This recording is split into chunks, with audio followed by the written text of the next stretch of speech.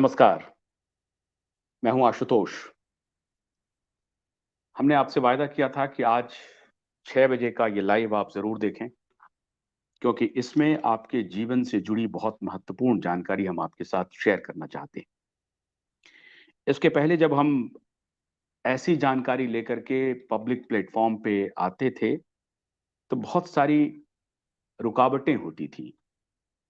मुझे याद है 2021 में ही जून और जुलाई के आसपास जब हमने कोशिश किया था कि इस तरह के फाइंडिंग्स को आपके बीच हम ले जाएँ, तो जिस प्लेटफ़ॉर्म पे आप मुझे देख रहे हैं, उसने फ्रैक्शन ऑफ सेकंड में हमारे पेज को ब्लॉक कर दिया था। और उसके बाद पूरी दुनिया में बवाल मचा, लोग मचा ही रहे हैं। बाद में जाकर के इस प्लेटफ़ॉर्म को माफ़ी माँगनी पड़ी और बड़े टेक जायंट के ऊपर जो सवाल उठे, वो अब बैक फुट पर हैं। हल्का-हल्का आप इशारा समझ चुके होंगे कि मैं किसकी बात कर रहा हूँ। मैं बात कर रहा हूँ कि कोरोना वायरस को लेकर के फिर एक माहौल बनाने की कोशिश हो रही है। कुछ देर पहले भारत सरकार के मिनिस्ट्री ऑफ हेल्थ ने प्रेस कॉन्फ्रेंस किया है और उस प्रेस कॉन्फ्रेंस में वो कह रहे हैं कि अब जो नया वेरिएंट आ रहा है, वो 25 देशों में अपना पैर पसार चुका है। ये कोरोना का नया वेरिएंट है। एक वेरिएंट चला गया डेल्टा के रूप में, उसका कुछ नहीं हुआ ज़्यादा। तब ये ओमिक्रॉन एक नया वेरिएंट आ गया है और अब इसके उद्गम स्थल के बारे में जो जो प्लेस ऑफ ओरिजिन है, वो कहा जा रहा है कि साउथ अफ्रीका है। लेकिन उन्होंने सिलसिलेवार तरीके से 25 देशों का नाम लिया। अमेरिका में 1 केस है, इटली में 9 केस है, इज़राइल में 4 केस है, भारत में भी 3-4 केसेस आ रहे हैं। उसी तरीके से ब्रिटेन में 1 केस है। तो पूरी दुनिया का उन्होंने ब्यौरा दिया कि कैसे 25 देशों में कितने-कितने केस हैं। इतने तक तो बात ठीक थी। लेकिन एक ज़िम्मेदार मिनिस्ट्री का ज़िम्मेदार ऑफिशियल अमेरिका के एक साइंटिस्ट को कोट कर रहे हैं। डॉक्टर एरिक को उन्होंने कोट किया। मैं अगला नाम भूल गया सुनने में, या टॉपल का नाम उन्होंने कोट किया या एरिक जैसे, लेकिन एरिक टॉपल, अगर आप एरिक टॉपल मारेंगे गूगल पे, तो एरिक टॉपल का ही नाम आता है सबसे ज़्यादा।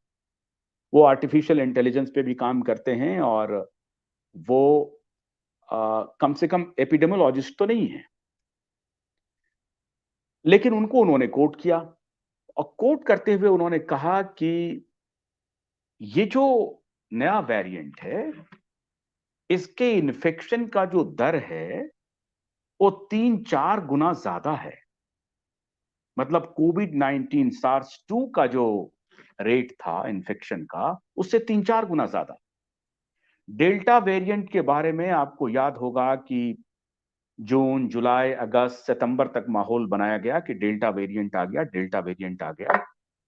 अब ये दूसरा पेश किया जा रहा है कि ओमिक्रॉन वेरिएंट आया है। मैं बार-बार ये कह रहा था कि कोरोना के ओरिजिन को लेकर के अभी तक पुख्ता इन्वेस्टिगेशन सामने नहीं आया है।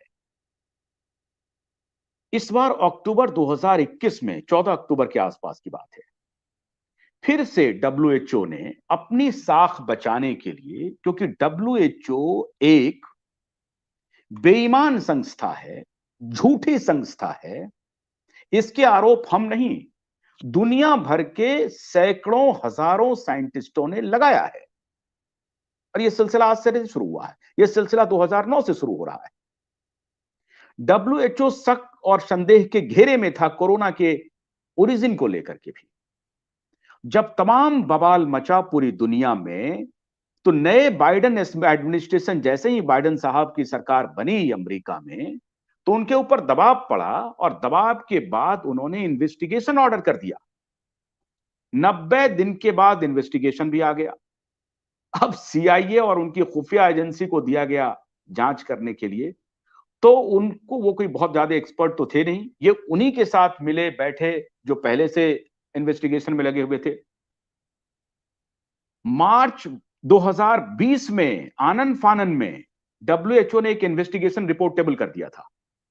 और उस इन्वेस्टिगेशन रिपोर्ट का जो कंक्लूजन था वो इनकंक्लूसिव था।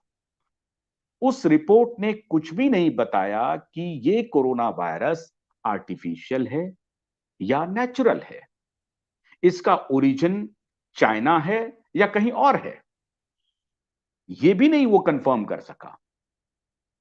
2 साल से ज्यादा वक्त बीत चुका है, WHO ये तक नहीं पता लगा सका है कि ये कोरोना वायरस का ओरिजिन कहां है।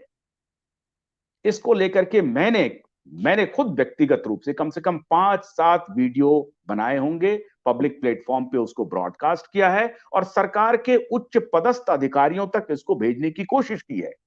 बल्कि मैं तो ये कहता हूं कि प्रधानमंत्री कार्यालय तक भी शायद हमने अपने वीडियो को पहुंचाया है, क्योंकि बड़े तब के हेल्थ मिनिस्टर और उस वक्त जो सरकार से जो सीधे संपर्क में थे और आज भी हैं, उन तक मैंने ये बात पहुंचाई थी बड़ी मजबूती से।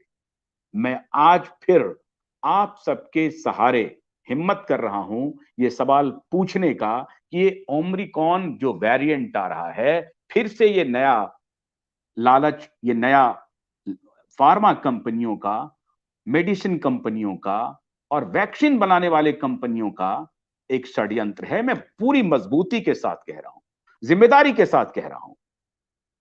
और अगर मेरे खिलाफ कोई FIR करना चाहता है तो वो कर दे, मैं तैयार हूं, मैं कानूनी लड़ाई लड़ने के लिए तैयार हूं।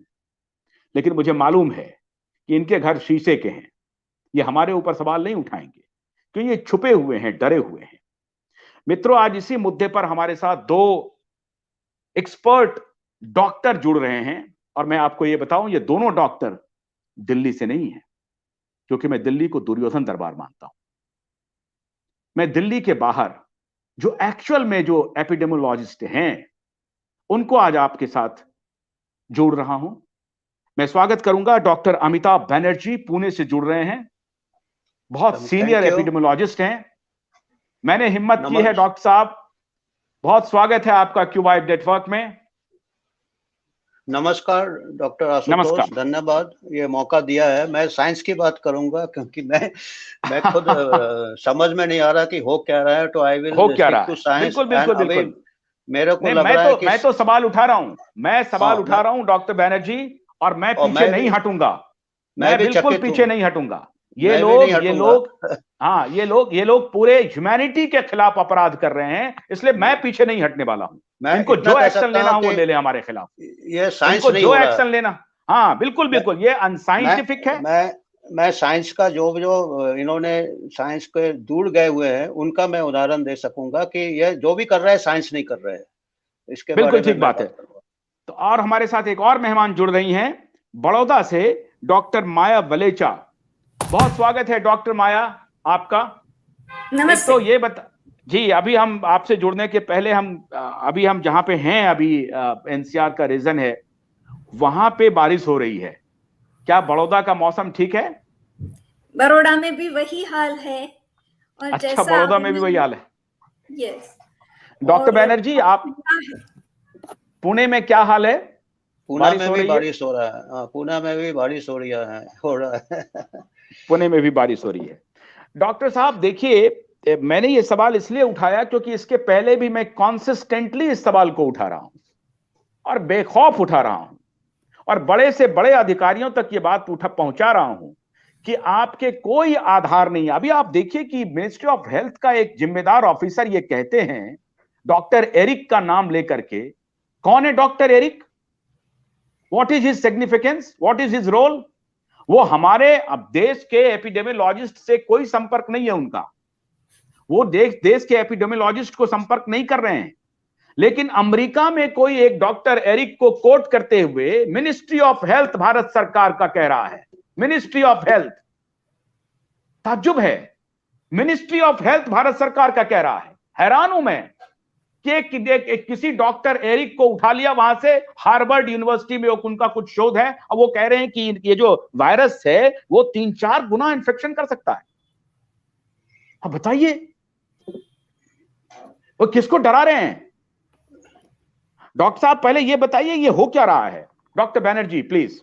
हाँ, आप देखिए, ये पता नहीं किस किस फाउंडेशन पे ये कह रहे हैं डॉक्टर एरिक, क्योंकि जो डॉक्टर जिन्होंने ये नया वेरिएंट को आविष्कार किया है, doctor Coetzee, madam Coetzee Africa में है, वो खुद कह रही है कि ये सबसे माइल्ड इन्फेक्शन करते हैं और इसको अस्पताल में भी मरीज को भर्ती होने की जरूरत नहीं पड़ रही है।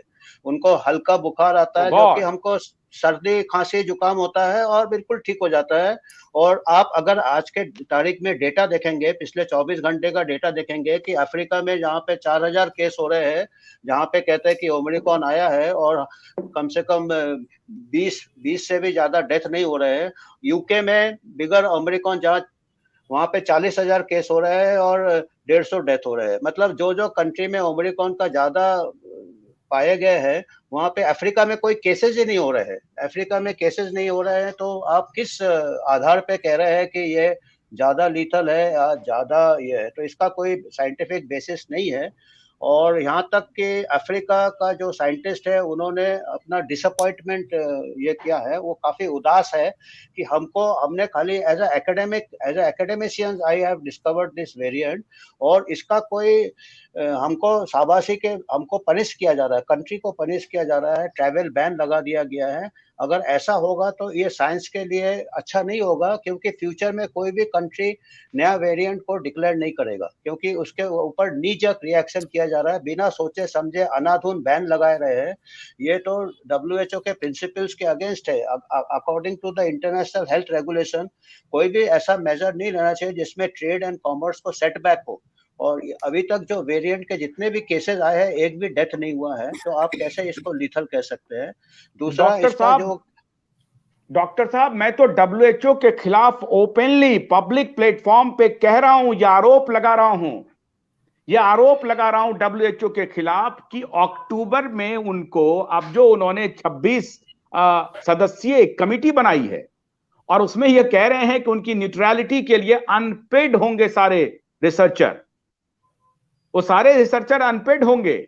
और वो कह रहे हैं कि अब इनके ऊपर कोई अगर क्वेश्चन कोई रेज करना चाहते हैं तो क्वेश्चन कीजिए। अरे भैया, आप इतने दिन से इतनी बड़ी संस्था चला रहे हैं, आपकी साख इतनी क्यों गिर गई? जी डॉक्टर साहब, please go ahead, I have stopped you in between. हाँ, नहीं, अफ्रीका के बारे में बोल रहे थे।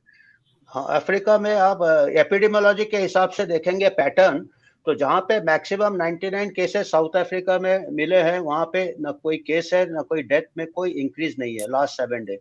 बोट्सवाना में सबसे पहले कहते हैं मिला है, उसमें भी कोई 0 केसेस एंड 0 डेथ्स है आज के तारीख में बोट्सवाना में। और अभी एक स्टेटमेंट दिया है कोई इजराइल का कोई डॉक्टर ने, he had gone to UK, he says कि यूके में पहले से ही ओमिक्रॉन है और हमको वहां से इन्फेक्शन हुआ है।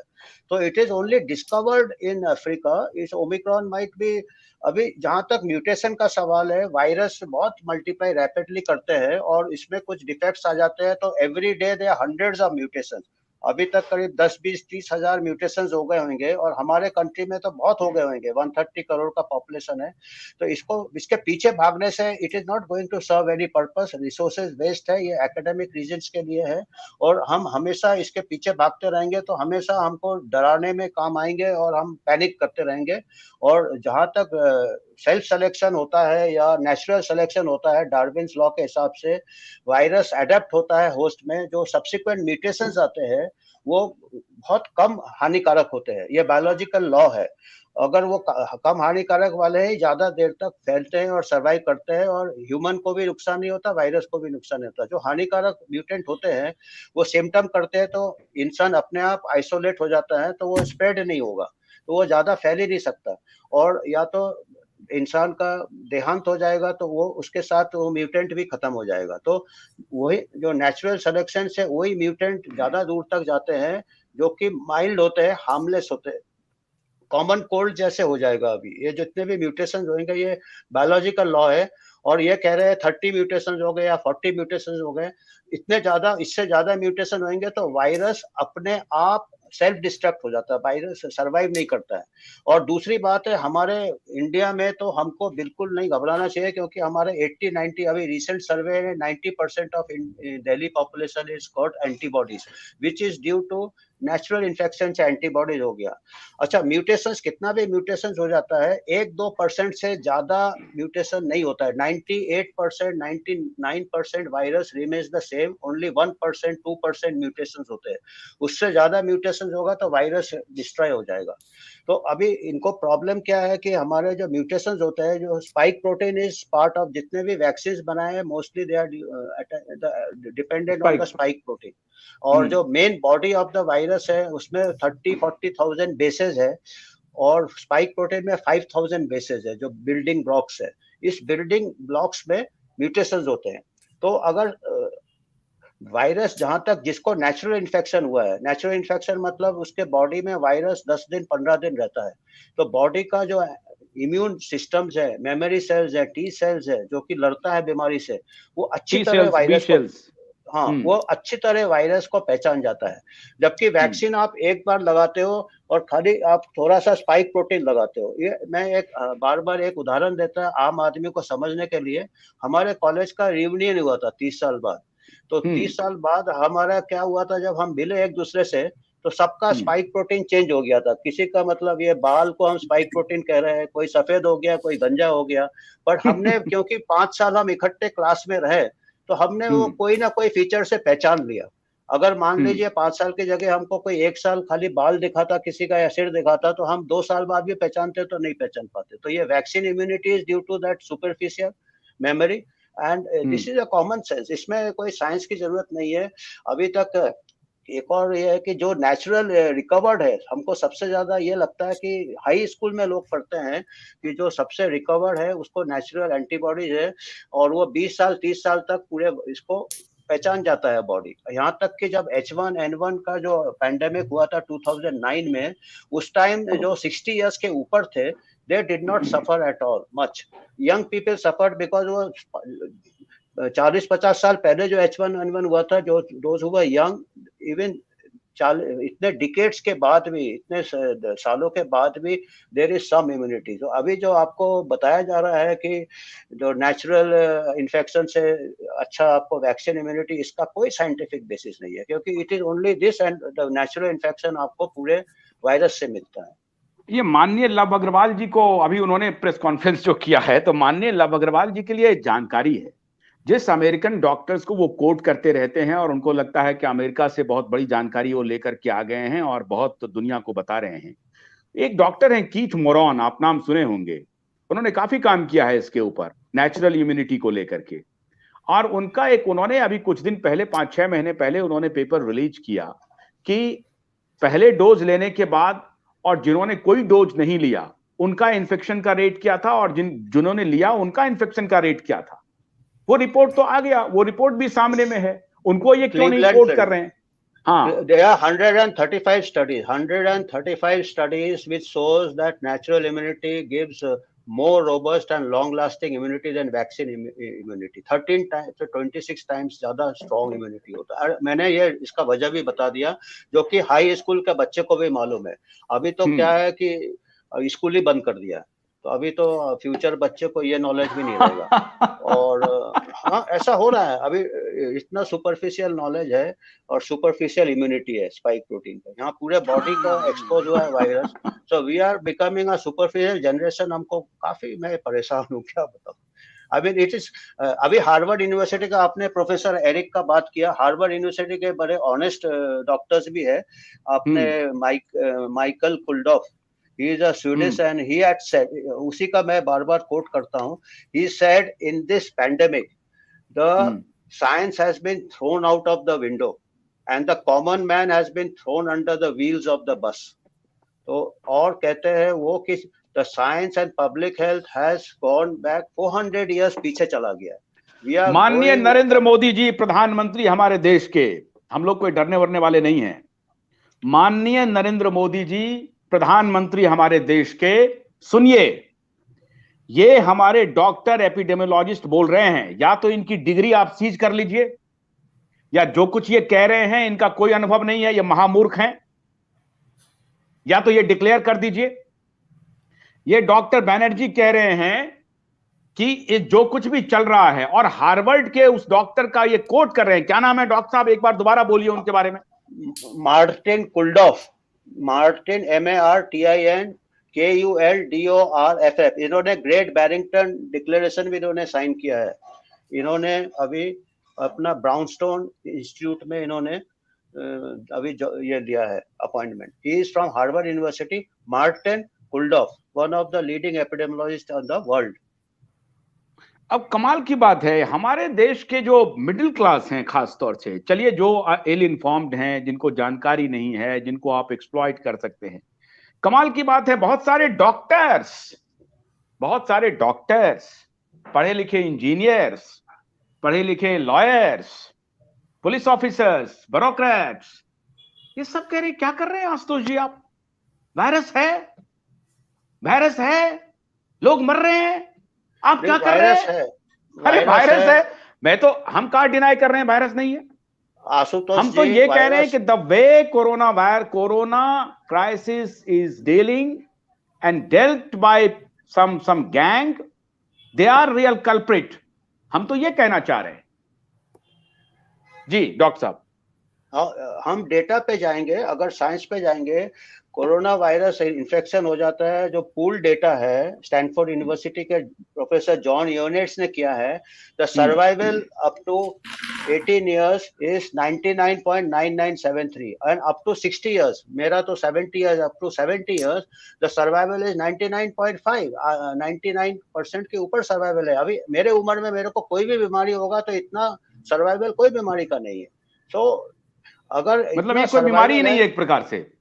नहीं, इसमें क्या होगा कि कोई मतलब ही नहीं है, ना आप कोई दवाई का इसमें इवैल्यूएशन कर सकते हैं, ना कोई वैक्सीन का इवैल्यूएशन करते हैं। बिकॉज मैं कहता हूं, मैं बड़े बड़े मेडिकल स्पेशलिस्ट से पूछा हूं कि भाई ये 99% सर्वाइवल है नॉर्मल इन्फेक्शन से। आप कहते हो कि वैक्सीन गिव्स यू प्रोटेक्शन, कोई बोलता 92%, कोई बोलता 95%। तो मैंने बोला यार मेरे को ये गणित समझा दो, यार ये कौन सा मॉडल लगा के आप कह सकते हो जबकि normal virus is giving 99। Okay, I agree कि ठीक है, जो कोमोबिड है, जो बेडरिडन है, उनमें ये लीथल है। पर जॉन योनेट्स का ही पेपर है जिन्होंने ये सब मेटा एनालिसिस करके सर्वाइवल रेट्स निकाले हैं। जॉन योनेट्स ने 1 साल पहले या 2 साल पहले at the start of the pandemic he said कि जो बेडरिडन होता है, जो 80 इयर्स एवरेज एज है वेस्टर्न कंट्रीज में जो डेथ हो रहे हैं, बोलता उनमें अगर कॉमन कोल्ड वायरस भी अगर इन्फेक्ट हो जाए 8% मोर्टेलिटी है। कॉमन कोल्ड वायरस से 8% है, कोरोना वायरस से 5%। तो मतलब जो हमको जब से हम कॉलेज में थे, मेडिकल कॉलेज में थे, जो भी बेड रिडन होता हम उसका पोस्टर चेंज करते थे, अल्टीमेट ये वायरल निमोनिया हो जाता था। That is a normal for bedridden patients. So similarly, this virus is also behaving in that way. I mean, अभी डेली हमको रिस्क होता है, डेंगू का रिस्क है, टाइफाइड का रिस्क है, जापानीज एसिड का रिस्क है। ये रिस्क हमारे कंट्री में ज्यादा है, ट्यूबरकुलोसिस का रिस्क है। तो विद ट्रीटमेंट ऑल्सो टाइफाइड का 3% मोर्टेलिटी है, इसमें विदाउट ट्रीटमेंट भी इसका मोर्टेलिटी इज 0.05% इन इंडिया। तो हमको इसका लॉजिक नहीं समझ में आ रहा कि इतने तो ये बताइए, ये कौन गैंग है जो इस आवाज को, आपके जैसे डॉक्टर्स के फाइंडिंग्स को कौन दबा रहा है? ये माफिया हैं जो दबा रहे हैं इस आवाज को, जो रियलिटी को सामने नहीं लाना देना चाहते हैं। और कमाल की बात है, हमारी पूरी आबादी कैरिड अवे हो गई है, पूरी की पूरी आबादी कैरिड अवे हो गई है। उनको कह रहा है कि मास्क लगा लो, चुप हो जाओ, घर में बंद हो जाओ। वो क्रिटिकल थिंकिंग ही नहीं है। अभी क्रिटिकल थिंकिंग चाहिए डॉक्टर्स को, जो डेटा भी नहीं समझते, डेटा बता रहा है वो भी नहीं समझते हैं। Because most of the doctors are clinicians, they see the serious patients in hospital, तो उनका एक नजरिया चेंज हो जाता है। डेफिनेटली सीरियस, हर बीमारी में सीरियस पेशेंट होता है, उसका एक नजरिया चेंज हो जाता है। जो एपिडेमियोलॉजिस्ट होता है, पब्लिक है, तो हम लोग बाहर घूमते रहते हैं आवारा जैसे, तो हम जनरल पॉपुलेशन को देखते हैं, तो हमारा नजरिया में we get a bigger picture. They get only serious cases and they think कि all cases are serious. और even नहीं, और दूसरा मेरे को एक और, मैं लोगों से बात करता हूँ, कोई इसको बात ही करने से डिस्कस करता है, तो आप खुल के बात कर रहे हैं तो मैं भी खुल के बात कर रहा हूँ। नहीं, हम तो खुल के बात करते हैं डॉक्टर साहब, हम तो डरने वाले नहीं हैं, ये डराते भी हैं। अभी इन्होंने क्या किया है, एक और तरीका मैं बताता हूँ इन्होंने क्या किया है। ये कानून के घेरे में ला करके ये सुप्रीम कोर्ट भी इस तरह के जजमेंट दे रहे हैं। सुप्रीम कोर्ट भी लोगों को कह रहा है, इन्फोर्स कर रहा है, ये कर दीजिए। उनके पास कोई डाटा नहीं है, अदालत के पास कोई डाटा नहीं है, कोई साइंटिफिक अप्रोच नहीं है, बट दे स्टार्टेड कि भाई हॉन्टिंग शुरू हो गया। दिल्ली में पुलिस वाले हजारों करोड़ रुपया का कलेक्शन कर लिया मास्किंग को लेकर के। मास्किंग में मेरे It को has become a racket. आ रहा था, I was coming to mask only. 2 studies किए हैं, डेनिश मास्क स्टडी, उनको कोई बेनिफिट नहीं मिला मास्क से, और एक बांग्लादेश में बहुत बड़ा स्टडी किया, 3 लाख में किया। तो क्लॉथ मास्क में there was no protection from cloth mask. Surgical mask में protection was 11% only. And surgical mask, हम जितने भी डॉक्टर्स हैं, मैडम को भी मालूम होगा, ओटी में काम किया है, मास्क पहनने का तरीका होता है, उसको आप बाहर से टच नहीं करते, एक बार टच किया तो कंटेमिनेट हो जाता है। If you don't use the mask properly, you will be spreading more infection than protecting. Virus आपको हाई स्कूल में पढ़ाया होगा, वायरस तो निकलता जाएगा, वो कहते हैं ड्रॉपलेट है। पर अगर मास्क को, अभी देखिए मई जून में सेकेंड वेव हुआ था, और अभी सेकेंड वेव में प्रॉब्लम क्या था, म्यूकर माइकोसिस हमारे ही कंट्री में क्यों हुआ? म्यूकर माइकोसिस फंगल इन्फेक्शन है। अब देखो मास्क को हर 8 घंटे आपको चेंज करना है, सर्जिकल मास्क, और 6 घंटे। वो कहते हैं हमारे क्लाइमेट में मई जून में पसीना होता है, हम बात करते हैं सलाइवा होता है, गीला हो जाता है। गीला मास्क पहनने से क्या होगा? फंगस ग्रो होता है कि नहीं होता है? 50% फंगस, और ये फंगस आपका नाक के पास रहता है, साइनस में जाएगा, तो ये म्यूकर माइकोसिस पॉसिबिलिटी है कि नहीं है? मैं scientist, I am asking a research question. मैंने कई माइक्रोबायोलॉजिस्ट से बात किया, मैं बोला यार इसमें आप रिसर्च करो कि हो सकता है आरटीपीसीआर से आप कह रहे कोरोना है, मास्क से आप कोई फंगस ग्रो कर लो, बोलो ये है, तो ये हमारा भी ये है, तो isn't it causing more infections? I am really worried, और ये मेरा सीरियस ये है कि वेस्टर्न कंट्रीज का क्लाइमेट में इतना पसीना नहीं आता है, हमारे क्लाइमेट में हो सकता है इतना। इसका एक्सप्लेनेशन क्या है? इतना कहते हैं ठीक है डायबिटीज है, स्टीरॉइड्स है, बट डायबिटीज स्टीरॉइड्स पूरे वर्ल्ड में है, तो हो सकता है जिसमें इंक्रीज द डोज। सो ये एक क्वेश्चन मैं रखना चाहता हूँ, and it has to be investigated. I am not saying, I am saying that one should question the side effects of every method. Mask may be good, but does it have side effect?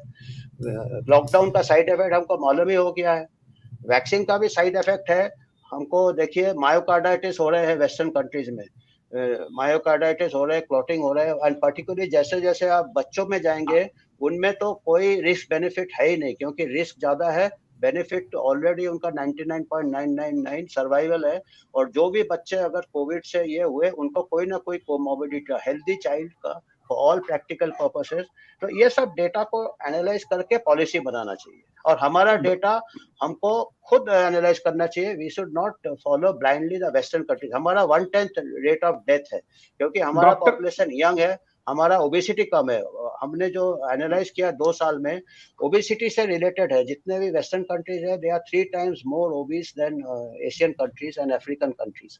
So they have got a higher mortality, morbidity from COVID. Right doctor Maya, नहीं उस पर तो ये लोग जब आपके Indian ancient knowledge of medicine या वो तरीके पर अगर आप बात करेंगे तो उसको तो आपको आउटडेटेड कह के मार देंगे, इतना अपमानित करेंगे, बेइज्जत करेंगे कि आप बोल नहीं पाएंगे। मिनिस्ट्री ऑफ आयुष का क्या हालत है और जो आयुर्वेदाचार्य है उनका क्या हालत है, तो आपने देखा ही होगा पिछले दफे। डॉक्टर माया, हाँ हाँ कोई बात नहीं। Doctor Maya, doctor Maya, do you find any science in these ongoing episode? As Dr. Banerjee said that he didn't find any signs. What you found? There's no science, and we have written 2 letters to Prime Minister. And the title of the second letter is that stop all these unscientific measures that you are taking in the management of COVID-19. That's the title of our letter.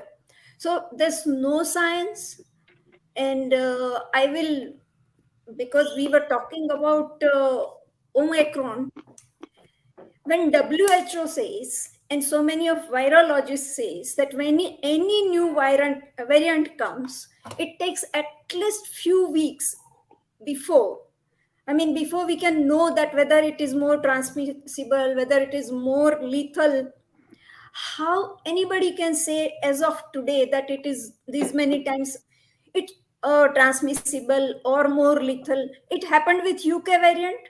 At that time, UK doctors were asking that you are saying that this variant is this many but we are not seeing during the genome studies, they didn't find ultimately UK variant to be that prominent. So initially they Same I'm telling you, you were also telling and I'm telling. The Delta variant, whatever anybody say that second wave was because of, so-called second wave was because of Delta variant. I have studied the genome pattern in Delhi. It started say 50% in April and went on to increase 83% by July.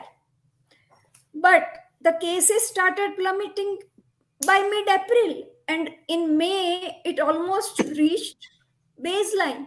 So there was no connection between the percentage of Delta variant in the samples and the number of case increase or decrease.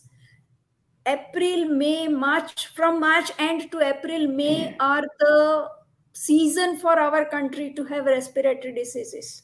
And because of the one full year of lockdown, we had decreased the immunity of our people. So maybe more people became ill. There was medical mismanagement throughout. So whatever people were affected was the normal seasonal variation of our country of April and May. There was nothing. Delta variant percentage started increasing after April, and the cases were decreasing by mid-April. So there's Delhi, we have full picture. In all India level picture is also following the same thing. So variants, and as Dr. Banerjee was telling, just one sentence, that this particular virus is comparatively to the influenza virus, it's quite lazy. One thing, it doesn't change so fast. Out of those 30,000, so this particular first COVID-19, it was 20% different from the previous coronaviruses, and still our body had recognized it, and majority of the people developed antibodies from the recall memory. That is also, the studies have proved it. Now these variants are hardly it started with 0.3%, maybe it is up to 0.5% or 1% maximum. Our body can recognize it. Our population has responded so far very well in recognizing this virus from previous exposures, and any new variant cannot be more than 1% different, and our body can recognize. That is very sure. Our population has got immunity. Dr. Maya, very explicitly you explained. Dr. Maya, I'm just asking you, there must be a protocol of administering of any vaccine. I think you must have the protocol. What kind of protocol government of India is following? See, that line में लोग खड़े हुए हैं और वो आते हैं भीड़ में, लाठी चार्ज हो रहा है. एक प्रोटोकॉल है कि भाई उस पे जो कोई भी वैक्सीन आप जिसके ऊपर एडमिनिस्टर कर रहे हैं, आप उनका प्रीवियस हिस्ट्री चेक करेंगे, उनके बारे में जानेंगे कि भाई इनको ब्लड प्रेशर क्या है, इनको शुगर की बीमारी है या कोमॉर्बिडिटी की कोई और पहले से बीमारी चल रही है, कैंसर है, लीवर के पेशेंट हैं, ट्यूबरकुलोसिस है, क्या है, कुछ नहीं. आइए और स्कूटर पे बैठे पर्सन को एडमिनिस्टर हो रहा है, फोटो आते हैं और विद फोटो आ रहे हैं. हाँ, न्यूज़पेपर वाला भी बड़े जोश से कहता है कि देखो हमारे देश में कितना बड़ा प्रोग्राम चल रहा है. अरे वो गिरेगा. Drive in yes, drive in McDonald, and we have now drive in vaccination centers. So just today, तो आपको लग रहा है कि ये मानवता के खिलाफ अपराध है, ये क्राइम है जो कलेक्टिव क्राइम किया जा रहा है? I will give you my experience. I mean, I had before that in Gujarat, I was taking meetings in villages for this only, and I would just ask that when you go for vaccination, what exactly do you have to wait for half an hour?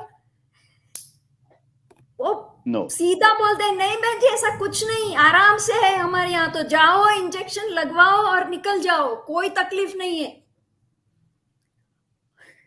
तो कोई protocol follow नहीं हो रहा है।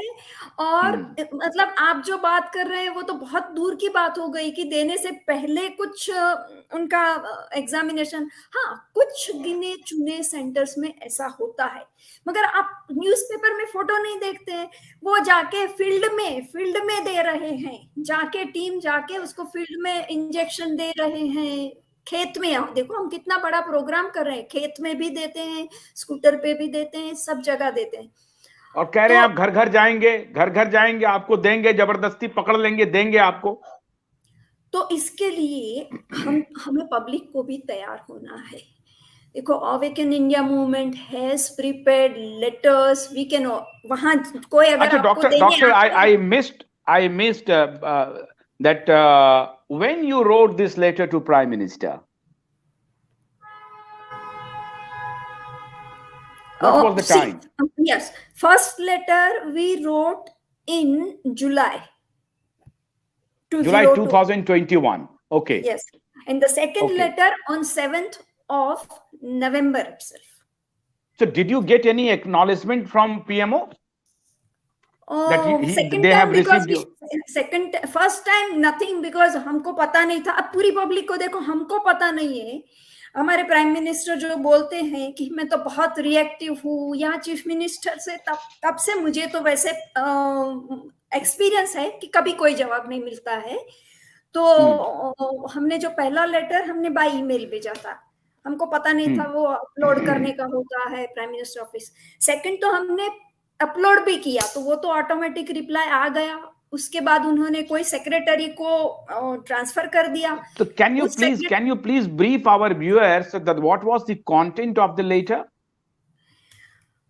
अभी जो दूसरा letter लिखा है वो पर्टिकुलरली हम बहुत चिंता में थे, क्योंकि डॉक्टर एन.के. अरोरा ने पहले, पता है, वो उन्होंने बोला था कि हम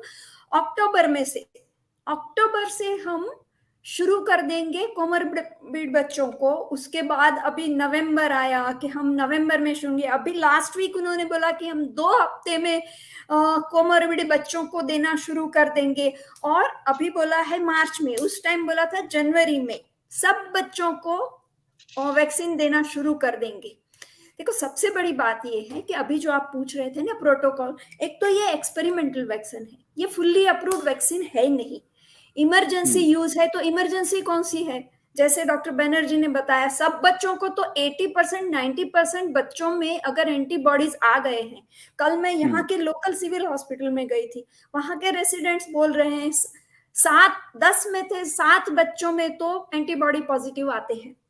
वो लोग ऐसे ही कर रहे हैं सब। नहीं, अब ये देखिए ना, ये तो मैं कह रहा हूं कि जब नॉर्मल टेस्ट नहीं हो रहा है कि पर्सन का क्या बीमारी है, ये बीमारी का कोई हिस्ट्री है या नहीं, तो एंटीबॉडीज का तो टेस्ट ही आप समझिए दूर की बात है कि एंटीबॉडीज टेस्ट करके हम एडमिनिस्टर करें कि whether this person is in need of vaccine और नॉट। नहीं, मगर देखिए, एक बार सर्वे हो गया, इतना बड़ा सर्वे हो गया है, उसके बाद जहां हो रहे हैं वहां आ रहे हैं कि 80-90% बच्चों में है, बच्चों को ना सीरियस कोरोना हो रहा है। अच्छा, मैं ये भी सवाल उठाने वाले थी, कोमोरबिड बच्चे ठीक है, मगर ये जो सर्वे हुआ उसमें तो कोई चुन चुन के हेल्दी बच्चे लिए नहीं होंगे, मतलब सब बच्चों में एंटीबॉडी तो आए हैं ना। वैक्सीन उससे ज्यादा तो क्या कर लेगा? जो कोमोरबिड बच्चा है, जैसे डॉक्टर बनर्जी के 80 साल के ऊपर वाले को कोरोना आएगा या दूसरा कोई वायरस आएगा, उसको तो न्यूमोनिया होने वाला है। उसी तरह सीवियरली कोमोरबिड बच्चे को और कुछ भी होने वाला है, वो अलग बात है। मगर ये लोग तो फिर एक बार, आपको पता है, जिन इनका एक बार बॉटल में से आ जाता है बाहर, फिर किसी को भी कोमोरबिड लेबल करेंगे, फिर हेल्दी को भी कब लगवाना। आपने डर ऐसा फैला दिया है कि माँ बाप जाके लाइन में खड़े हो जाएंगे कि हमारे बच्चे को दो पहले, हमारे बच्चे को ये बीमारी है उसको पहले दे दो। तो ये आपने बोला बहुत खुल के बोलिए, मैं बहुत खुल के बोलूंगी, पहले भी एक प्रोग्राम में बोल चुकी हूँ कि ये माँ बाप का डर, जब हमारे देश के एपिडेमियोलॉजिस्ट डॉक्टर अमिताभ बनर्जी तो है ही, दूसरे भी हैं, जब बोल रहे हैं तो माँ बाप का ये डर कौन निकाल सकता है? ओनली जो पर्सन ने रात को 8 बजे आके लॉकडाउन डिक्लेयर किया था, वही 8 बजे आके बोल सकता है कि मैं खड़ा हूं, कुछ नहीं होगा बच्चों को, ये विज्ञान कह रहा है। अगर सच्चा विज्ञान सामने लाना है तो ये नहीं तो अगर सच्चा विज्ञान सामने लाना है तो बोलना चाहिए कि नहीं, बच्चों को कुछ नहीं हो सकता है, माँ बाप बिना डर अपने बच्चे स्कूल भेजो। ये हम तो करते हैं, आप करते हैं, हम करते हैं, कितने शो करते हैं, जाके बोलती हूँ ना, मैं तो मीटिंग्स लेती हूँ, प्रिंसिपल से मिलती हूँ, पीडियाट्रिशियंस को मिलने का शुरू किया है। नहीं, मैं तो खतरा मोल ले रहा हूं। मुझे तो लोग कहते हैं कि अरे बात, आप कैसी बात कर रहे हैं आप, ये तो सारे लोग आपके खिलाफ हो जाएंगे। आपको पता नहीं है, डीप पॉकेट, डीप स्टेट के बारे में आप जानते नहीं है। इतनी बड़ी सत्ता के खिलाफ आप बोल रहे हैं ये बात। तो वैक्सीन लॉबी है, फार्मा लॉबी है, फिर सरकार है, आप क्या कर रहे हैं? आपको तो चुप हो जाना चाहिए। लेकिन ये for the sake of the humanity and for the sake of the citizen, common citizen of India and for nation, ये तो करना पड़ेगा, ये बोलना पड़ेगा। अब इसमें ये बताइए डॉक्टर साहब कि इसका वे आउट क्या है? आपने 2 पत्र लिख दिया प्रधानमंत्री कार्यालय को, आपने ये भी कह दिया कि आप ही को वापस आकर के बोलना पड़ेगा कि हमारे साइंस का फाइंडिंग्स ये कह रहा है। तो जिस प्रकार से कि WHO ने 2 साल के बाद अपनी साख बचाने के लिए अक्टूबर 2021 में 26 सदस्यीय एक कमेटी का गठन किया है, और अब वो वेबसाइट पर लिख रहे हैं कि all these 26 members of the committee, they are not paid, they are unpaid members of investigation committee. अब आप सोचिए कि ये लिखने की आवश्यकता क्यों हो रही है? ये क्यों उनको लिखना पड़ रहा है कि ये all the members are unpaid members of investigation committee? इसके ऊपर थोड़ा प्रकाश डालिए। आपने बोला ही कि 2009 में क्या हुआ था। वो जो स्वाइन फ्लू का फेक पैंडेमिक खड़ा किया था, उसके सामने यूरोपियन पार्लियामेंट की काउंसिल, पहले उसमें प्रस्ताव रखा गया, उसके बाद काउंसिल का रिपोर्ट आया है कि किस तरह फार्मा कंपनी के, उसमें प्रूव्ड है, इसमें कुछ हम नया नहीं बोल रहे। It is all proved. Yes, it is all proved. In European many parliament. हाँ, उनका रिपोर्ट है कि WHO फार्माकोलॉजिकल कंपनीज के दबाव में आके काम कर रहा था। तो वही, वो अभी भी फंडिंग तो वहीं से आ रहा है। अभी WHO का तो WHO का अभी यूरोपियन, मतलब अभी सीख लिया 2009 से कि सिर्फ WHO को कवर करने से नहीं होगा, और भी बहुत लोगों को ये फार्मा कंपनीज कवर कर लेती है।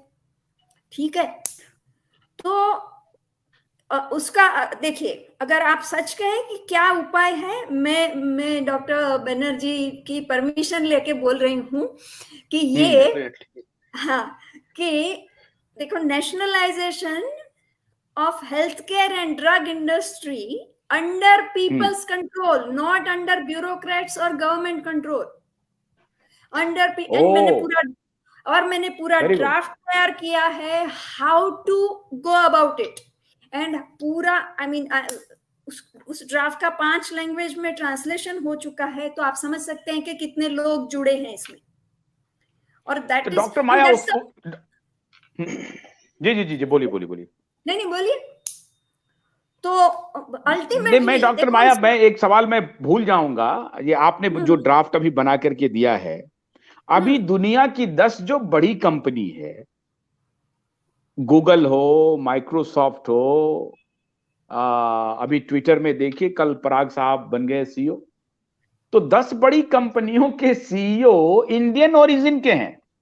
इसका मतलब है कि हम लोग बहुत टैलेंटेड हैं। Indians are very talented, they are working, they are proving their talent even in western ये। अब ये बताइए कि तो क्या हमारी सरकार को हमारे यहाँ के डॉक्टर अमिताभ बनर्जी पे, डॉक्टर माया वलेचा पे कोई भरोसा नहीं है, जो आज वो कोट कर रहे हैं कि डॉक्टर एरिक कह रहे हैं कि ये 2 गुना 3 गुना 4 गुना इसका इन्फेक्शन हो सकता है, इसलिए बचने की आवश्यकता है। तो इनसे राय मशविरा क्यों नहीं लिया जा रहा है? हमारा लेटर 101 डॉक्टर्स और 1000+ concern citizens all working on the field उन्होंने साइन किया हुआ है। ऐसा नहीं है कि हम एक दो हैं, बराबर, मगर नहीं सुना जा रहा है। इसीलिए तो मैं बोल रही हूं कि जब तक ये इनका मनी पावर तोड़ने का एक ही रास्ता है, money power of pharma companies, nationalisation of health care system with drug industry, including drug industry, तभी। नहीं तो और अब दो और सेक्टर पे बात करेंगे, एक तो आपकी फ्रेटर्निटी पे और दूसरा हमारी फ्रेटर्निटी पे। yes. आज इस पर भी आज इस दोनों पर भी चर्चा होनी चाहिए। हाँ, तो एक तो पहले हमारी से शुरू कर लेते हैं, फिर आप पर बात करते हैं। ये जो हमारी जो फ्रेटर्निटी है, इसमें तो मैं समझता हूं कि जिम्मेदारी का और अकाउंटेबिलिटी का बहुत अभाव हो गया है, और मैं बड़ी विनम्रता से इस बात को स्वीकार करता हूं कि जो कोई भी मेन स्ट्रीम मीडिया है वो एक्सपोज हो चुका है पूरी तरह से। आप ये बताइए कि मीडिया की जो भूमिका रही पिछले दिनों कोरोना वायरस को लेकर के, उससे कॉमन मैन पे क्या इंपैक्ट हुआ है? As a doctor what you felt? देखिए, पहले दिन से इन्होंने डराने का शुरू किया है। जैसे मैं और अभी रिसेंट भी बताऊं तो कर्नाटका में 2 केस हुए हैं, और गुजराती न्यूज़पेपर की बात कर रही हूं, नीचे इस तरह से ओमाइक्रॉन का बताएंगे जैसे डरा हुआ व्यक्ति अगर 2 सेंटेंस पढ़ते हैं तो 1 हो जाता है, तो लगेगा उनको वही कि वो 2 जो मिले हैं वो ओमाइक्रॉन के मिले हैं। तो मतलब फिर 500 बच्चों को कोरोना हो गया, ऐसा आसाम में या मेघालय था। अब 500, फिर पूरा रिपोर्ट पढ़ो तो पूरे 1.5 साल में 500 बच्चों को कोरोना हुआ था, और वो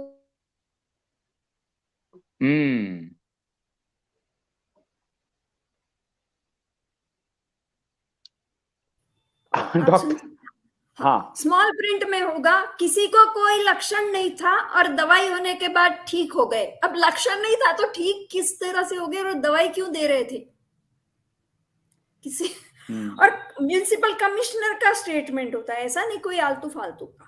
अब तो इस तरह मीडिया ने इतना तो बढ़ा चढ़ा के हेडलाइंस बनाया है, ये किया है, वो किया है, और मैं सबको यही सलाह देती हूं कि मेन स्ट्रीम मीडिया के टीवी, अखबार आप पढ़ना सुनना बंद कर दो। टीवी हमारे घर में 1.5 साल से चला ही नहीं है।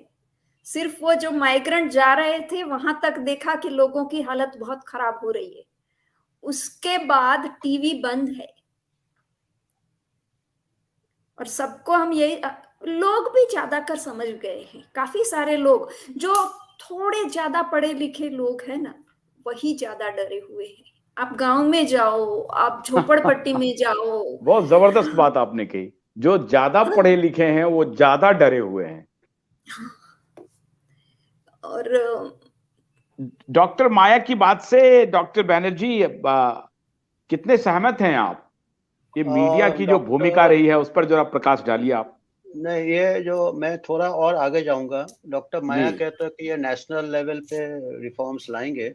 The problem is global. आप देखेंगे तो all countries right from USA, UK, and the biggest culprit is USA, because इनका जो एक्चुअली द कैपिटलिज्म के गार्ड में ये ऑथोरिटेरिज्म, they have taken the worst of authoritarianism and the worst of capitalism, deadly combination.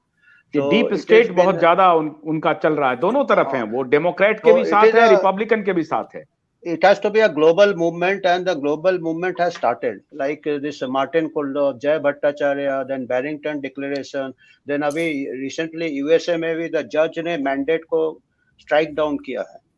So these developments, global developments will only mobilize the masses. So नहीं, दबाव पड़ा तभी तो YouTube ने पोस्ट हटाना शुरू कर दिया था कोरोना से रिलेटेड, फेसबुक ने हटाना शुरू कर दिया था, ट्विटर नहीं करता था, लेकिन दबाव पड़ा तो अब ये सब जा रहा है। उनको हटना पड़ा पीछे। यूरोप में, ऑस्ट्रेलिया में लाखों लोग अब सड़क पर आ गए हैं। हाँ, जर्मनी में डिमॉन्स्ट्रेशन तो हुआ। Yes. So it is a global, and it's a very serious thing. It's not a national level problem because we are blindly, जैसे अभी आपने कहा डॉक्टर एरिक ने कुछ बोला तो we are blindly following. तो अगर उधर का हवा चेंज होगा तभी इधर का भी नैरेटिव चेंज होगा. So नहीं, we doctor do not Anthony think- फॉची जो NIH के डायरेक्टर रहे वो, और अभी भी मेरे ख्याल से वो शायद बने हुए हैं हेल्थ एडवाइजर टू बाइडेन. तो डॉक्टर एंथनी फॉची को रिपब्लिकन सेनेटर्स ने जितना ग्रिल किया है, उनके पास कोई जवाब नहीं था. रैंड पॉल ने भी ग्रिल किया और कई और सेनेटर्स ने ग्रिल किया. ये एस्टैब्लिश हो गया कि डॉक्टर एंथनी फॉची ने ही पैसे दिए इको हेल्थ अलायंस को, और फिर इको हेल्थ अलायंस ने पैसे दिए वुहान इंस्टीट्यूट ऑफ वायरोलॉजी को. यह स्पष्ट हो गया. उसके बाद भी WHO साइलेंट है, WHO चुपचाप बैठा हुआ है और उनको लग रहा है कि कहीं कुछ नहीं हो रहा है, सब पर्दा में चला जाएगा. और आज वो लिख रहे हैं कि जो 26 मेंबर हैं इन्वेस्टिगेशन कमिटी के, वो अनपेड हैं, अब बड़े ट्रांसपेरेंट होंगे, वो करेंगे. एक और बात है डॉक्टर साहब, हमने मीडिया के बारे में तो कहा ही कि मीडिया ने भी इररिस्पॉन्सिबल रहा है. आपने जो इशारा किया कि ये जो डीप स्टेट है, जो टेक जाइंट्स हैं, कैपिटलिस्ट और गवर्नेंस दोनों का कोलैबोरेशन हो गया है, इन कनाइवेंस विद ये सारा खेल चल रहा है. ये हमारे जो डॉक्टर फ्रेटर्निटी है उसके ऊपर भी बहुत सवाल उठा. डॉक्टर फ्रेटर्निटी का ऐसा है कि कैरियर साइंटिस्ट है सब ऑल ओवर द वर्ल्ड. क्योंकि अभी जो एकेडमिक जो एनवायरनमेंट चल रहा है कि you have to take research grant, you have to do research, you have to publish. तो इसमें अभी कोरोना में जो ग्रांट मांगेगा उसको सबसे जल्दी ग्रांट मिलेगा. तो it is a quick road to academic fame also. So academic में भी उतना ही करप्शन है या वेस्टेड इंटरेस्ट है. मैं डायरेक्टली करप्शन नहीं कहूंगा, इतना अनहेल्दी कंपटीशन है कि there is a rat race for getting the grants, and grants directly और इनडायरेक्टली फार्मा कंपनी से ही आता है, गवर्नमेंट के पास पैसा नहीं है.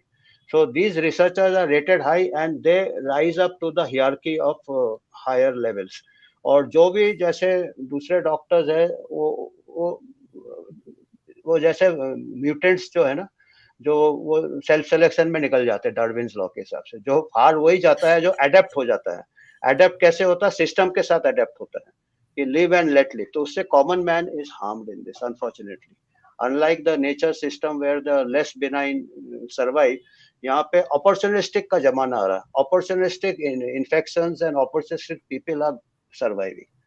तो मौका देख रहे हैं बिकॉज यहाँ पे अभी सबसे ज्यादा जल्दी उसको रिसर्च ग्रांट मिलता है जो कि कोरोना में रिसर्च करेगा, न्यू वेरिएंट में रिसर्च करेगा. वेरिएंट में daily there are thousands of mutations. It is running after a mirage. आप variant will always be ahead of your vaccine. Variant will always, and variant जैसे मैंने बोला हानिकारक नहीं है. It is fast, it will develop the herd immunity which India has already developed.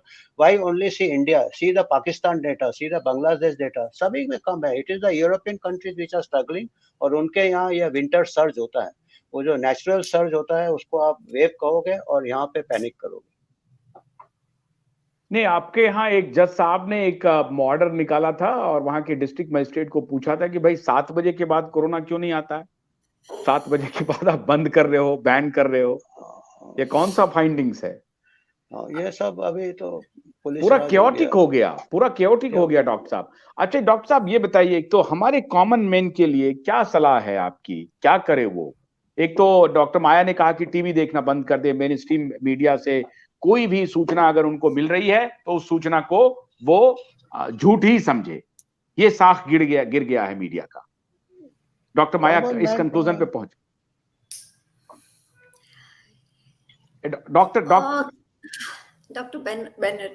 Doctor Banerjee क्या करना चाहिए? डॉक्टर बैनर्जी आप बताइए क्या करना चाहिए कॉमन मैन को? तो एक्चुअली द थिंकिंग पावर ही छीन लिया गया है.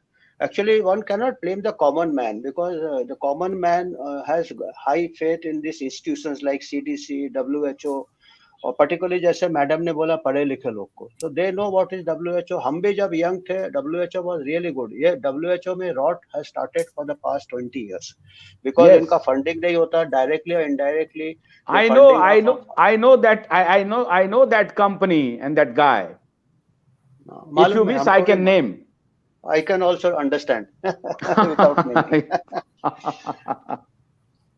अच्छा डॉक्टर साहब थोड़ा मैं can I take your leave? I have to go somewhere I am already getting, मैं डॉक्टर नहीं, आप एक बात बता के जाइए डॉक्टर साहब, आपके जो क्रिकेट वाला जो आपका एक स्टोरी है वो आप जरा सुना दीजिए कोरोना के बारे में, बहुत संक्षेप में, फिर आप चले जाइए। हाँ, क्रिकेट वाला, क्योंकि मैं भी क्रिकेट खेलता था, और अगले बार जब हम इंटरव्यू लेंगे मैं शतरंज का एग्जांपल दूंगा, तो अभी मैं क्रिकेट का एग्जांपल देता हूँ। सो ये this started as a one day match, this started as a one day match, then it has turn into a test match.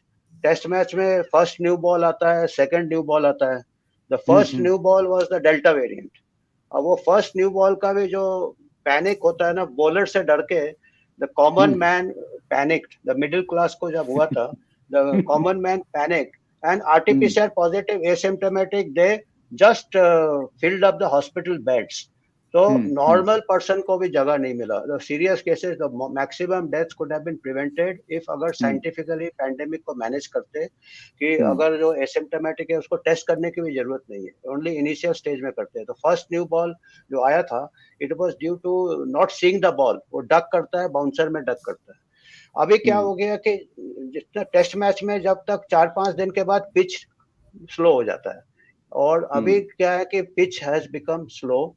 हमारे कंट्री में everybody is got immunity from natural infection, और ना अभी क्या है कि हमारा पिच भी अलग होता है, हमारा पिच इज यंगर एंड ये, तो अभी सेकंड न्यू बॉल में इतना स्विंग नहीं है। तो अभी second new ball is the Omicron variant which will not take any Indian wickets. So I can say this, अगर मैं गलत निकलता हूं तो मैं अपने नाम के सामने से एपिडेमियोलॉजी हटा लूंगा। So this is my final words. Thank you, doctor. Thank you, doctor. You may take leave, क्योंकि आपको जाना है। आपने हमारे साथ बात की, बहुत बहुत शुक्रिया। डॉक्टर माया बनी रहेंगी, उनसे कुछ और सवाल बात करना। Thank you Ashutosh, thank you doctor Banerjee, thank you doctor Banerjee, thank you doctor Banerjee. Doctor Maya, आपसे मेरा ये सवाल बना हुआ है कि मीडिया की भूमिका आपने बता दी, लेकिन पिछले दिनों जो डॉक्टर के बारे में हमने कहा कि डॉक्टरों की भी भूमिका बहुत ही दुखद रही है। हमारे यहाँ नॉर्थ इंडिया में तो लोगों ने ऑक्सीजन रिमूव करके ट्रायल करने की कोशिश की, और उसमें 20, 22, 25, 30 पेशेंट का डेथ हो गया, और इतना इनह्यूमन रहा। एक्चुअली पहले दिन से डॉक्टरों की भूमिका बहुत खराब रही है। आपको पता है, पहले डेढ़ महीना या उससे भी ज्यादा पहले तो उन्होंने अपने दरवाजे नॉर्मल पेशेंट्स के लिए भी दरवाजे बंद कर दिए। आपके दिल्ली में ही एक प्रेग्नेंट वुमन को डिलीवरी के लिए एडमिट नहीं किया गया था, बोला था आरटीपीसीआर रिपोर्ट लेके आओ। उसी के बाद उसी चक्कर में शी डाइड, मर गई, और उसका आरटीपीसीआर नेगेटिव निकला था। तो ये भूमिका शुरू में रही कि उन्होंने, और ये काफी देर तक चला था। हम समझते हैं कि पहले 1.5 महीने नहीं, मैंने तो अभी 3-4 महीने पहले ये जो सेकंड वेव सो कॉल्ड बोलते हैं, उसमें भी डॉक्टर सबसे पहले तो सीरियस पेशेंट लेना नहीं चाहते हैं कि मेरे अस्पताल, फिर वो सीरियस हार्ट का है या कुछ भी है, तो पेशेंट्स को घुमाया है। उसके बाद जब गवर्नमेंट ने उनको इंसेंटिव्स दिए कि आप बहुत, तो इतना जबरदस्त चार्ज करके, मोल भाव करके, दिल्ली का ही रिपोर्ट है, मोल भाव करके, आपका तो चीफ मिनिस्टर ने बोला था कि मोल भाव करके पेशेंट्स को एडमिट किया है। डॉक्टरों ने ये कमाने का, आप बोलते हैं ना क्यों नहीं बोलते हैं, उन्होंने ये अपना एक मौका देखा, चलो कमा ले, और करोड़ों बनाए हैं। ऐसा नहीं है कि नहीं भी किया है, करोड़ों बनाए हैं इन लोगों ने। तो ये कमाने का हुआ। अभी क्या हुआ है कि ज्यादातर डॉक्टर्स प्रो एस्टैब्लिशमेंट है, क्योंकि वो जैसा कि जनरल पब्लिक में माना जाता है, बोला जाता है, उसलिए कि वो सेवा भाव से डॉक्टर बनते हैं। वो होगा कोई जमाना 50-60 साल पहले का। अभी करियरिस्ट जो सिर्फ रिसर्च में नहीं, प्रैक्टिस में भी सब अपना पैसा कमाने के लिए, money is the only driving force, और पैसा कमाने के लिए कुछ भी कर सकते हैं। गुजरात में तो सरकार ने यहां तक इंसेंटिव दिया था कि हॉस्पिटल में आप बेड्स रिजर्व रखो, वो बेड्स भरेंगे नहीं तो भी उनको पैसा मिलता था, जस्ट रिजर्व रखने के। तो आप सोचिए डॉक्टरों ने कितने, तो इनके लिए तो वो क्यों बोलेंगे कि नहीं कोरोना कोई ऐसी बड़ी बीमारी नहीं है, वो एक सीजनल फ्लू की तरह है। वो तो बोलेंगे नहीं अभी तुम रहो अंदर। बॉम्बे के हॉस्पिटल्स में पकड़ा गया था कि मामूली सी कोमॉर्बिडिटी के लिए वो आईसीयू में रखते थे और बोलते थे कि नहीं नहीं ये तो कोमॉर्बिड है, इसको तो रख। आईसीयू में भी प्रिवेंटिव कि जैसे लास्ट 1 मिनट में जरूरत पड़ेगी और हम वेंटिलेटर, ऐसा होता है क्या? लाइफ में ऐसा नहीं होता है, पहले आपको धीरे से सांस चढ़ती है, फिर जोर से चढ़ती है, फिर आगे जाते हो। तो बहुत अननेसेसरी एडमिशंस, लोग भी डर के मारे कुछ जगह तो अननेसेसरीली एडमिट हुए हैं। अननेसेसरी ऑक्सीजन दिया गया है, वो भी पूरा यूपी का आईआईटी कानपुर का रिपोर्ट है कि कितने हॉस्पिटल्स में आप ऑक्सीजन निकालने के, मैंने तो मैं न्यूज़पेपर में से कटिंग फोटो ले लेके ट्विटर पे डालती थी, फेसबुक पे, देखो कि आराम से बंदा बैठा है गार्डन में और कोई बैकरेस्ट भी नहीं है, ऐसी बेंच पर बैठा है और उसको ऑक्सीजन चल रहा है, पैर पे पैर रख के ऐसे, और folded hands and folded legs. क्या ऐसे बंदे को ऑक्सीजन की जरूरत होती है? ज्यादा ऑक्सीजन से भी आपके लंग्स को हार्म होता है, उसके बाद सांस ज्यादा चढ़ती है। फिर आपको समझाएंगे देखो ऑक्सीजन नहीं चालू की होती तो क्या होता, मगर एक्चुअली ऑक्सीजन से सांस चढ़ती है। तो बहुत मिसमैनेजमेंट हुआ है। सब दवाइयां पहले दी, उसकी ब्लैक मार्केटिंग हुई, बाद में बोला इसका तो कोई असर नहीं है। वो भी कोई फुल्ली, जैसे ये वैक्सीन फुल्ली अप्रूव्ड नहीं है। Remdesivir, they were not fully approved. Remdesivir was found renal toxic at the time of Ebola and it was given up. And it was banned. Yes, once upon a time it was banned. Yes, Remdesivir. And they made it compulsory this time. And even now it's not banned this time. Even now. At the time of Ebola, it was stopped because it was causing renal toxicity. Imagine Ebola with such a high mortality rate. Even there, Remdesivir had to be stopped. हम पूरी जिंदगी, देखिए आप समझिए, हमने अपने खत में भी लिखा है कि एक तो हम लोगों ने अपने प्रियजनों को जो खोया, इसकी कोई जिम्मेदारी नहीं लेने को तैयार होगा। ये कंप्लीट मिसमैनेजमेंट की वजह से हुआ, मिस्ट की वजह से हुआ, वही तो है, और एक गैंग की वजह से हुआ, रैकेट फैला करके हुआ, और आज भी पूरी दुनिया में वो रैकेट कामयाब तरीके से चल रहा है और लोग भेड़ चाल में उस रैकेट में फंसते जा रहे।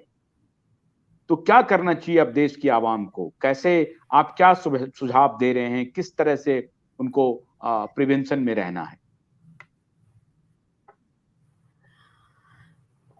लोगों को क्या करना है? लोग दूसरी तरह का, मतलब देखिए आप कर रहे हैं, हम कर रहे हैं, जितने लोगों तक जा सके हम जाके बता रहे हैं कि सच क्या है। ठीक है, तो ऐसे लोग बढ़ रहे हैं, वो भी आपको बताऊं। जैसे मैं कल यहाँ की सिविल हॉस्पिटल में गई थी, young paediatricians were quite receptive.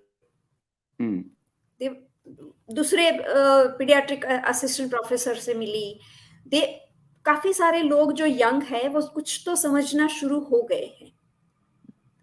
मगर कुछ डॉक्टर्स जो सिस्टम में, अभी बताया ना डॉक्टर बैनर्जी, में जो सिस्टम में ट्रेंच होके उसी के साथ चलना चाहते हैं, ऐसे भी मुझे जवाब देने वाले मिले हैं जिनकी अच्छी खासी प्रैक्टिस चल रही है कि मेरा काम नहीं है पॉलिसी बनाने का, उसके बारे में सोचने का भी मेरा काम नहीं है। उनके पेशेंट्स को ये समझना चाहिए कि ये डॉक्टर क्या कह रहा है, कि वो कुछ सोचना नहीं चाहता है कि ये दवाई अच्छी है बुरी है।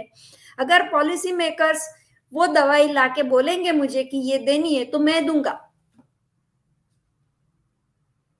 अच्छा डॉक्टर, ये बताइए कि ये जो अब कोरोना के जो नए नए वेरिएंट्स आ रहे हैं, डेल्टा आ जाएंगे, ओमिक्रॉन आ जाएंगे और पता नहीं क्या क्या आएंगे, जैसा उन्होंने बताया कि ये जो टेस्ट मैच शुरू हो गया है, तो क्या टेस्ट मैच की तरह ये सारे वेरिएंट्स मतलब अपने आप खत्म हो जाएंगे? क्योंकि उसकी जो फैटल रेट है वो भी एक तो बहुत कम होगा, दूसरा इन्फेक्शियस जो रेट है वो भी बहुत कम होगा। आप ये कह रहे हैं, तो लोगों को क्या करना चाहिए, प्रिवेंशन में क्या करना चाहिए? अभी मैं एक स्टडी पढ़ रहा था कीथ मोरॉन का, वो इन द एंड कह रहे हैं कि आप एक्सरसाइज करिए और डाइट कंट्रोल कीजिए, अल्कोहल से दूर रहिए और साउंड स्लीप कीजिए, वही जो नॉर्मल हेल्थ अवेयरनेस होता है, वही वो एक प्रोटोकॉल की तरह बतला रहे थे। तो क्या वही प्रोटोकॉल को हम लोगों को फॉलो करना पड़ेगा?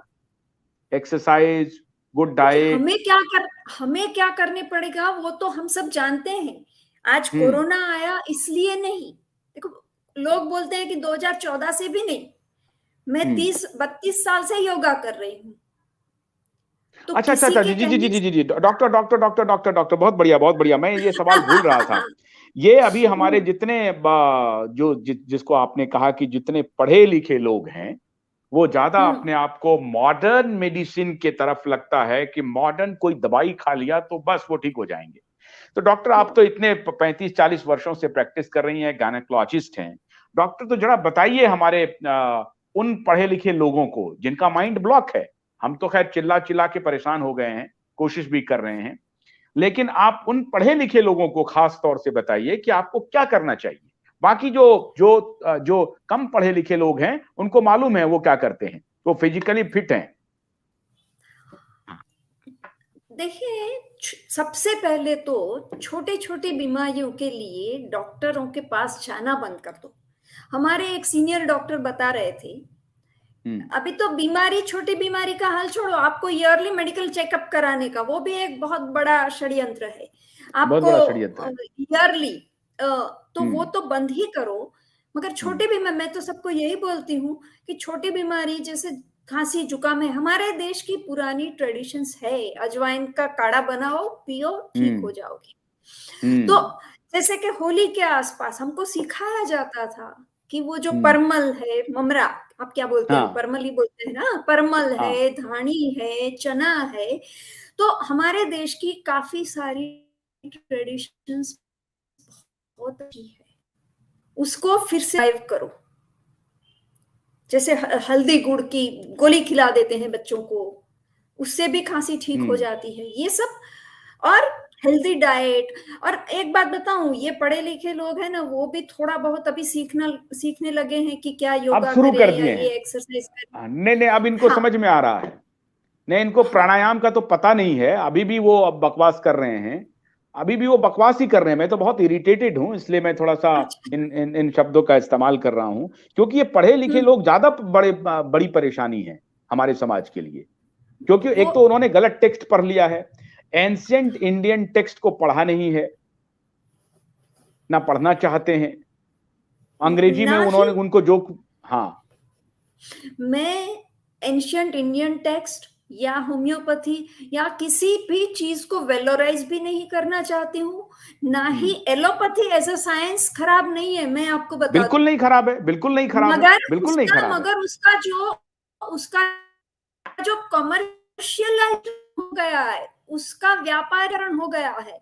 आज वो सिर्फ पैसे के लिए दवाई बन रही है, जरूरत के लिए नहीं बन रही है। दवाई पैसे के लिए पहले बनाई जाती है और फिर बेची जाती है, उसके लिए शुरू किया। टेस्ट गलत हो रहे हैं, और टेस्ट गलत में मैं ये पर्टिकुलरली आरटीपीसीआर का बताऊं, ये RTPCR test by itself is such a big fraud, I would say. क्यों फ्रॉड में बता रही हूँ, आप ये समझो कि कितनी बार महाराष्ट्र गवर्नमेंट ने भी बोला कि 35 से कम साइकिल, ये प्रूव्ड है कि 35 इंक्लूडेड एंड अबव साइकिल में आप 70% तो फॉल्स पॉजिटिव आते हैं। तो ये आपका पूरा आंकड़ा 70, तो एक ये आपका 75% फ्रॉड। अभी आपको बताऊं कि आरटीपीसीआर टेस्ट पॉजिटिव आता है तो इसका मतलब ये नहीं है कि ये कोविड-19 ही है। पिछले कोरोना वायरस के साथ भी क्रॉस रिएक्ट करके ये तो, और ये पिछले कोरोना वायरस हमारे जो एक बार आ जाता है वो हमारे आसपास घूम रहे हैं, हमारे गले में भी होते हैं। टीबी में WHO खुद बोल रहा है कि 2/3 of the world's population is having tuberculosis bacteria in their throat, but that doesn't mean कि आप टीबी के पेशेंट हैं। तो ये बात कोरोना में कैसे अलग हो गई? जिनको वो जाके अंदर कुछ लक्षण पैदा करता है, तभी अभी आपके इसमें पॉजिटिव टेस्ट वालों में भी 85% तो एसिम्टोमेटिक, जिनको कोई लक्षण नहीं है वो है, तो वो पेशेंट है ही नहीं। आपको बड़ा बड़ा आंकड़ा दिखाया जा रहा है, और वो आंकड़ा भी आप सोचिए कि इस देश में रोज के 1400 करीब ट्यूबरकुलोसिस के पेशेंट्स सालों से मर रहे हैं। आपको बताया कभी टीवी पर कि आज 1400 मरे, आज 1500 मरे, आज 1300 मरे? कभी नहीं। इन्होंने लक्ष्य रखा है 2025 तक हम ट्यूबरकुलोसिस फ्री हो जाएंगे, कुछ हो नहीं रहा है और बढ़ते ही जा रहे हैं। वो तो टिटेनस फ्री बोल रहे हैं कि अभी हो गए, अभी कितने पेशेंट्स आ रहे हैं, मैं जाती हूँ ना हॉस्पिटल में, डॉक्टर बोल रहे हैं कि मगर डिक्लेयर हो जाएगा कि हम टिटेनस फ्री हो गए हैं, तो वो तो होने वाला है, वो कुछ भी डिक्लेयर कर दे सकते हैं। स्वच्छ भी तो हो गया है भारत, तो स्वच्छ भारत हो गया, उसका अवार्ड भी मिल जाता है, मगर यहाँ कोई स्वच्छता नहीं होती है। उसी तरह ये डिसीज इसका है। तो मैं बात ये बता रही थी कि आरटीपीसीआर क्या, एक तो आपको मैंने साइकिल का बताया, एक तो वो क्रॉस रिएक्ट करता है। दूसरी बात, आपका आरटीपीसीआर पॉजिटिव अभी आया, इसका मतलब ये नहीं कि आपका बुखार कोविड-19 से ही है। हुआ होता ये है, जो आप अभी मिसमैनेजमेंट की बात हम कर रहे थे, कि आपका पॉजिटिव आया, आपको सिर्फ कोविड की दवाई देंगे, दूसरा कुछ है कि नहीं उसकी जांच तक नहीं होती है। बेंगलोर में एक हस्बैंड ने अपनी वाइफ का पोस्टमार्टम करवाया कि मैं नहीं मानता कि ये कोविड-19 से मरी है। आपने तो बस कोविड-19 पॉजिटिव आया, उसकी दवाई शुरू कर दी, और वो she died of heart actually element. तो आप सोचिए, हार्ट में भी तो बंदे को सांस चढ़ेगी, सब कुछ होगा ना। बस आप आरटीपीसीआर पॉजिटिव आया, उसके बाद आगे कुछ करो ही नहीं, और रेमडेसिविर ये वो देना चालू कर दो। तो ये होता है। मेरे आसपास पेशेंट्स को मैंने बोला है, आप मत कराओ टेस्ट। और छोटे छोटे जीपी होते हैं, जैसे आपने बोला ना, पढ़े लिखे ऐसे बड़े डॉक्टर के बदले छोटे छोटे जीपी के पास, वो लोग दूसरा टेस्ट पहले कराते थे, इवन ड्यूरिंग दिस पैंडेमिक। और उसमें फिर डेंगू निकलता था, उसमें टाइफाइड निकलता था, उसमें मलेरिया निकलता था, और वो आरटीपीसीआर पॉजिटिव वालों को मैंने ये सब फेबी फ्लू और वो सब लेने से रोका है कि वेट करो 2 दिन, 100-101 फीवर आ जाएगा, कुछ नहीं होने वाला है तुमको। हमको आता था पहले भी फीवर, आज पहली बार थोड़ी दुनिया में फीवर, खांसी, जुकाम आया है। और उन लोगों को इट वाज, आप सोचिए किसी को ऐसी हालत में बोलना कि मत लो दवाई, तो बड़ी जोखिम होता था, मगर मैं बोलती थी कि मत लो, और वो ठीक हो गए थे। डॉक्टर मैं बोलूं, मैं तो कुछ नहीं हूं, मुझे तो मेडिकल साइंस का एम पता नहीं। मैंने कई बार इधर रिसर्च करके, शोध करके, मैंने कई पेशेंट को कहा कि तुमको हॉस्पिटल नहीं जाना है, तुम्हें ये काम करते रहना है, आंवला खाना है, विटामिन सी लेना है, विटामिन डी लेना है, और ये प्रचुर मात्रा में लो, धूप में बैठो, एक्सरसाइज करो, प्राणायाम शुरू कर दो, और उन सबको फायदा हुआ। मैं भारत सरकार को आंकड़ा देने के लिए तैयार हूं कि जिनको मैंने क्रिटिकल पेशेंट्स को हॉस्पिटल जाने से रोका, और उनको हमने कहा कि ये चीज फॉलो करो, और वो ठीक हो गए। हाँ, तो बस हम तो अभी जितना फैल सकते हैं, देखिए awaken India movement almost pan India अभी हो तो गई है, हर शहर में बहुत कम है, ऐसा नहीं मैं बोल रही हूँ कि बहुत बड़ा फैला, मगर जितना हो सके हम प्रयत्न कर रहे हैं। और जैसे मैंने बोला कि यस, हमारा जो एक दूसरा ऑर्गेनाइजेशन है, जन आंदोलन भी है, तो हम क्या करते हैं कि ऑफकोर्स ये कोरोना का जो भी फैलाया जा रहा डर है उसको कम करते हैं, उसकी सच्चाई सामने लाते हैं, साथ में बोलते हैं कि अल्टीमेटली तो हमको ये पैसे की सिस्टम को खत्म करना है, और इसके लिए हम सब, मेरा राइट, और लोगों को भी उसमें ही ज्यादा इंटरेस्ट पड़ेगा ना कि मुझे फ्री और क्वालिटी हेल्थ केयर फ्री में चाहिए, under nationalise system, under our control. हाँ, डॉक्टर बैनर्जी जो बोल रहे थे कि ये इंटरनेशनल मूवमेंट होनी, वो तो होगी, मगर शुरू तो हम यहीं से कर सकते हैं ना। आई कांट, अभी एकदम से इंटरनेशनल नहीं शुरू हो जाएगी, पहले एक जगह से शुरू करेंगे, फिर आगे बढ़ेंगे, लंबा रास्ता है, कोई शॉर्टकट नहीं है। क्या करना चाहिए का बिल्कुल डॉक्टर, मैं तो आपके इस मूवमेंट से समझिए कि ऑन एयर जुड़ गया हूं, और मैं अपनी तरफ से जितना कर सकता हूं इसको करूंगा। लेकिन आप ये जरा हमारे जो दर्शक हैं उनको बताइए कि कैसे आपको पैनिक नहीं होना है, कैसे आपको बचना है। Omicron variant, delta variant, corona के और जो वेरिएंट्स आएंगे उससे कैसे बचना कैसे है, ये जरा स्ट्रांगली बताइए। देखिए, सबसे पहले हाँ यही मैं बताऊंगी, हर शो में पहले कहती हूँ कि जैसा आपने बोला कि ये जो डराने का काम चल रहा है उसके सामने आप हकीकत को पहले समझिए कि हमारे देश के लोगों में इम्यूनिटी आ गई है, क्योंकि हमारे देश की हालत ऐसी है कि न कभी कोई लॉकडाउन हुआ था न होने वाला है, लोग मिलते जुलते हैं, अच्छी बात है। तो 80 to 90% लोगों ने कोरोना को देख लिया है, उनके अंदर उनका गवर्नमेंट का, मेरा तुम्हारा तो है नहीं, ये आईसीएमआर का, एम्स और डब्ल्यूएचओ ने मिलके किए हैं। ये सर्वे बता रहे हैं कि हमारे देश की 80 से 90% जनता में अब एंटीबॉडीज आ गए हैं, और वो भी नेचुरल इन्फेक्शन के, क्योंकि बच्चों को तो आज तक दिया नहीं था हमने वैक्सीन। अगर उनमें 80 से 90 आई है, इसका मतलब बड़ों को भी, इतने लोगों को कोरोना का सामना हो चुका है। और एक बार जब कोरोना का सामना हो जाता है, हमारा शरीर उसे जिंदगी भर पहचानता है कि ये हमें इससे कैसे लड़ना है, हम सीख जाते हैं। मैं हर शो में सबको, माँ बाप को भी यही बोलती हूँ, हिम्मत से बिल्कुल समझ के कि हमारे बच्चों को कोरोना हो गया है, उससे कुछ नहीं होता है, हम स्कूल भेजेंगे, हम बोलेंगे कि स्कूल खोलो। स्कूल में कोई, यूरोप की कोर्ट बोल रही है कि बच्चों को मास्क नहीं पहनाना चाहिए। और अभी जो बैनर्जी बोल रहे थे, एक स्टडी हो चुका है कि बच्चों को पहनाए हुए मास्क में कितनी तरह के फंगस, बैक्टीरिया सब पाए। अब बच्चों को क्या संभालना आता है, उसमें और बैक्टीरिया, फंगस सब आ जाते हैं और बच्चों को और हानिकारक होता है। कोई दूरी, जब मुझे तुम्हें ये हो गया है, फिर दूरी, टेस्टिंग, और बच्चों की तो टेस्टिंग भी नहीं, वो भी एक उनके लिए मेंटल स्ट्रेस है कि मेरा टेस्ट होगा। नाक में ये सब डालो, कोई मतलब नहीं है ये सब करने का, जब इतने पूरे पॉपुलेशन में एंटीबॉडीज आ गई है। आप करते रहोगे तो फॉल्स पॉजिटिव, स्टैटिस्टिकल जो है एरर, उसमें भी इतने तो पॉजिटिव आ जाते हैं। उसका भी एक पूरा साइंस है कि आप इतने टेस्ट करो, उसमें इतने तो स्टैटिस्टिकली पॉजिटिव, मतलब फॉल्स पॉजिटिव आ जाते हैं। तो ये सब हमारी जो हमने एक लास्ट पत्रिका बांटी थी, हम तो यहाँ पत्रिका भी बांटते हैं, मीटिंग करते हैं, पत्रिका का टाइटल था डर नहीं मगर सच्ची माहिती।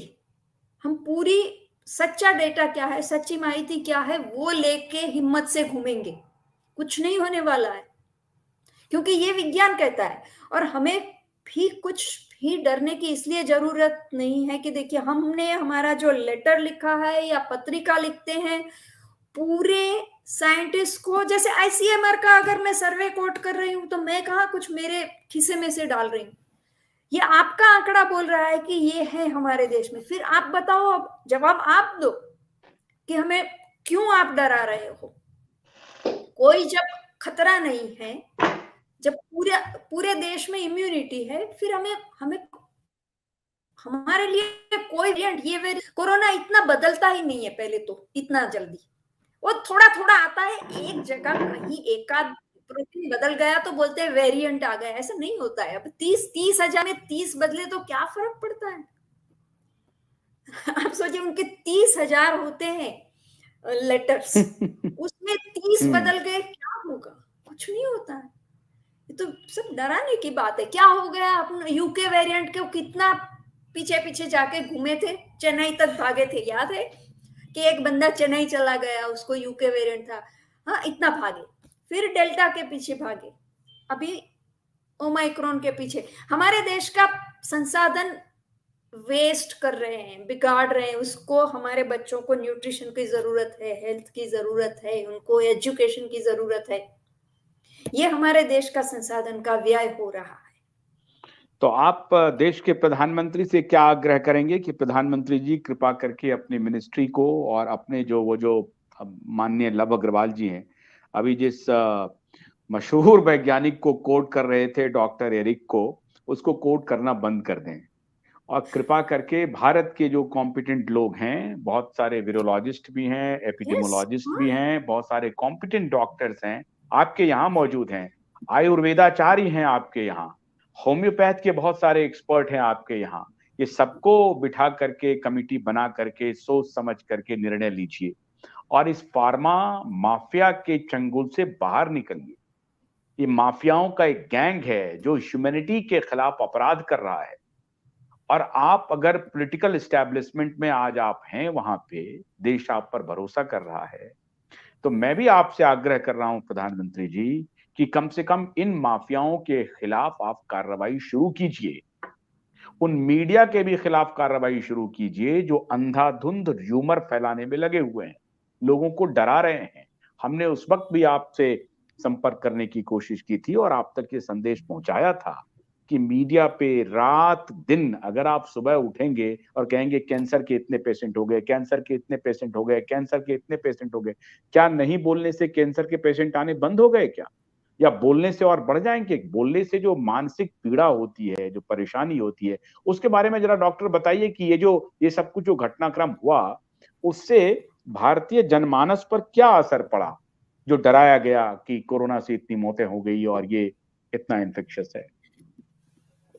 वैसे हम सबको, हमारे में तो कहावत थी डर से मर गया, मगर अब तो वैज्ञानिक अभ्यास हो चुके हैं कि जो कोरोना में डेथ हुई उसमें ओबेसिटी, हाइपरटेंशन के बाद तीसरा एंजाइटी डिसऑर्डर, मतलब ये सब डर, और लोग हमेशा डर में एंग्शियस थे कि अब क्या होगा, अब क्या होगा। और ये किसने किया है? आपके कुछ साथियों ने बिल्कुल किया है। मैं पूरी गंभीरता और जिम्मेदारी से बोल रहा हूँ, बिल्कुल जिम्मेदारी से बोल रहा हूँ कि फैलाया है, डर फैलाया है। हाँ, तो ये जो डर फैलाया जो है नहीं, अगर सच्चा आंकड़ा दिखाते कि आज 14 टीबी से मरे और दो, तो मुझे कोई, मगर ये नहीं होता है। सिर्फ ये 200 का आंकड़ा दिखा के 2 लाख दिखाएंगे कहीं से कुछ इस तरह जो डराया है। तो अब तो अभ्यास हो चुके हैं कि कोरोना के डेथ डर के कारण भी ज्यादा हुए हैं। एक फैक्टर बताया है, आप जैसे हाइपरटेंशन है, आपको डायबिटीज है, उस तरह अगर आप डरे हुए हैं तो मरने के चांस ज्यादा है। तो डर से इम्यूनिटी कम होती है। बाकी पूरे एक डर, तो ये डर तो हमें भगाना ही है। हमको एकदम आराम से सोचना है कि हमारे देश में लोगों में इम्यूनिटी आ गई है, ये एक है। दूसरे भी जो जैसे आप लोगों से मिले जुलो तो आपकी इम्यूनिटी बढ़ती है। Socialisation is considered to be one factor. आपको बोला किसी को मिलो नहीं, आपको बोला बाहर नहीं जाओ तो आपको विटामिन डी नहीं मिलेगा, फिर आपकी इम्यूनिटी घटेगी। आपको इनसिक्योरिटी, ये जो पूरा असलामती फैला गई, इनसिक्योरिटी से एक तो आर्थिक तो इनसिक्योर हो ही गए लोग, तो इनसिक्योरिटी से इम्यूनिटी कम होती है।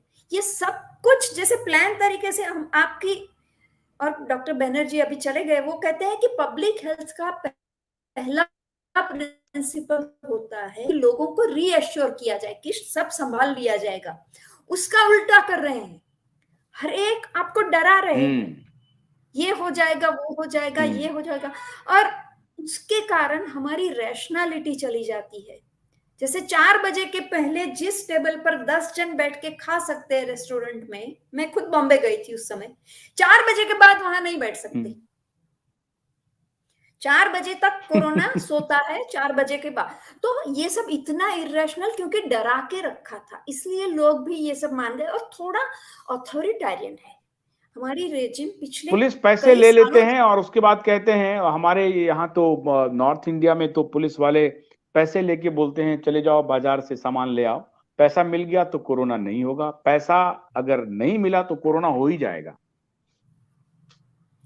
वो भी होता होगा।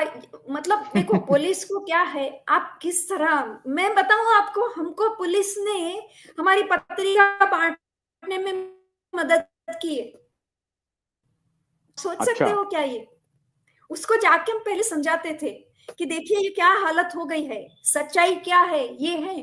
तो वो ट्रैफिक को रोक रोक के हमारी पत्रिका बांटने में मदद करती थी। तो हमें पुलिस की जो लोअर रैंक वेरी है गुड। हमारी तरफ लेना है, उनको समझाना है कि सच्चाई क्या है। हमको देखो साइंस हमारी तरफ है, हमको पूरा पता है, हम सच बोल रहे हैं। अच्छा, तो डॉक्टर ये तो आप साइंस अगर आपके तरफ है तो जरा इस देश की जुडिशरी के बारे में, न्यायालय को जरा समझाइए, बताइए कि अगर क्वेश्चन कोई पूछ रहा है, उठा रहा है, सवाल पूछ रहा है, तो न्यायालय को कहा जाए कि भाई सरकार पर अगर कोई सवाल उठा रहा है, या मेडिकल फ्रेटर्निटी पर कोई सवाल उठा रहा है, या मीडिया पर सवाल उठा रहा है, या ऐसे लोगों पर सवाल उठा रहा है जो दुष्प्रचार कर रहे हैं, तो इस सवाल को लेना चाहिए और उसकी तहकीकात करनी चाहिए। और आप तो बड़ी मजबूती से कह रहे हैं कि साइंस ये है ही नहीं, ये तो साइंस के खिलाफ सब कुछ चल रहा है। तो जुडिशरी को क्या करना चाहिए आप? देखिए, पहले भी, ये एक कोरोना में नहीं, पहले भी आपने देखा होगा, और हमने उस समय कुछ नहीं बोला था। देखो एक बात बता दूं कि जुडिशरी जो मेजोरिटी या मीडिया के दबाव में आके काम, कई सारे ऐसे जजमेंट आए हैं, हम कुछ नहीं जी बोले बिल्कुल हैं, आए, लेकिन ये तो ठीक है। हेल्थ केयर से है, और एसेंशियल सर्विस है। नहीं नहीं, सब कुछ एसेंशियल है। जैसे मैंने बताया कि हेल्थ आपकी सोशलाइजेशन से, सोशलाइजेशन खुराक से तो सब कुछ जुड़ा हुआ है। हम कंपार्टमेंटलाइजेशन नहीं कर सकते। अब हम सोचें कि देखो कंटेम्प्ट ऑफ कोर्ट सिर्फ हमारे देश में ही इतना ज्यादा है, कई देशों में तो वो कानून ही हटा दिया गया है कि आप जुडिशरी का क्रिटिसाइज कर सकते हो या नहीं कर सकते हो। बिल्कुल करना चाहिए, करना ही चाहिए। मगर कंटेम्प्ट ऑफ कोर्ट है जो हटा दिया है, जहां से आया है, ब्रिटिश लोग हम पर दे के गए, अपने देश में तो हटा दिया है उन्होंने कंटेम्प्ट ऑफ कोर्ट, बराबर। तो हमको भी हमारे देश के कानून व्यवस्था, पूरी व्यवस्था, जैसे मैं हेल्थ व्यवस्था, कानून व्यवस्था, इकोनॉमी, सब कुछ चेंज करना है। ये ओवरनाइट हमने बहुत लंबा चलने दिया। चलिए पॉलिटिकल डॉक्टर, फिर सिस्टम, दूसरे मुद्दे पर तो बात करेंगे, अभी हम लोग साइंस पे ही हैं, पॉलिटिकल पर भी हाँ, बात करेंगे। आज बहुत लंबी बात हमने कर ली, 1.5 घंटा से ज्यादा वक्त हम लोगों ने बातचीत की है। आपसे मिलकर लेकिन भी आप, बहुत खुशी हुई। नहीं डॉक्टर आपसे लगातार हम बात करते रहेंगे। हम अपने दर्शकों को ये अश्योर करते हैं कि आपको सही जानकारी देने के लिए ऐसे डॉक्टर्स को हम आपके साथ मिलाते रहेंगे, उनसे बातचीत करवाते रहेंगे। और डॉक्टर माया और डॉक्टर बैनर्जी को तो रेगुलर हम लाएंगे, ताकि आपको वो इन्फॉर्म कर सकें, आपको सूचित कर सकें, विज्ञान क्या है ये बता सकें आपको, और हेल्थ केयर के मामले में जो फ्रॉड है उसको एक्सपोज कर सकें, और जो साइंस क्या कहता है, विज्ञान क्या कहता है, ये बता सकें। बहुत बहुत शुक्रिया क्यूवाइब से बात करने के लिए। आपका बहुत बहुत शुक्रिया, आपने प्रेशियस टाइम दिया। हम जल्द फिर आपसे मुलाकात करेंगे, देखते हैं नया डेवलपमेंट ओमिक्रॉन का क्या होता है। बहुत बहुत शुक्रिया आपको भी, और डॉक्टर बनर्जी तो हमसे मिलकर शुक्रिया, गए। बहुत बहुत धन्यवाद। शुक्रिया आपका भी, आपने हमको बुलाया, मौका मिला हमको भी कुछ बात करने का। थैंक यू चलो डॉक्टर, मिलते हैं। थैंक यू, ओके, नमस्कार नमस्कार नमस्कार नमस्कार।